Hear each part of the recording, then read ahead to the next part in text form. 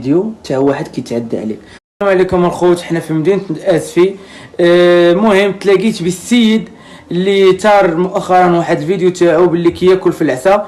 المهم معايا براسك اخويا، سميتك؟ معكم الحدادي يوسف. اين مدينه؟ كنسكن في مدينه اسفي وكنخدم في جديده. المهم مؤخرا خرج واحد الفيديو تاع واحد كيتعدى عليك، ممكن تعاود لينا اخويا شنو صرا والمده الزمنيه تاع داك الفيديو شحال تقريبا؟